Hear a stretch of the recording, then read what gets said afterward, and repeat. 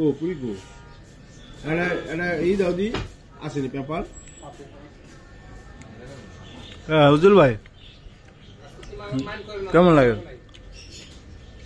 খুব ভালো। মাথায় ভিডিও হচ্ছে নাকি? টাকায় টমেটো আর পুরি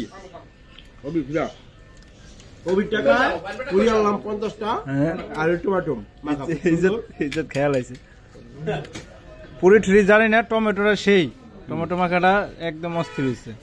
এগুলো সবাই বানাইতে পারে না, সবাই খাইতে পারে না, কেউ যেন লোল না পড়ে।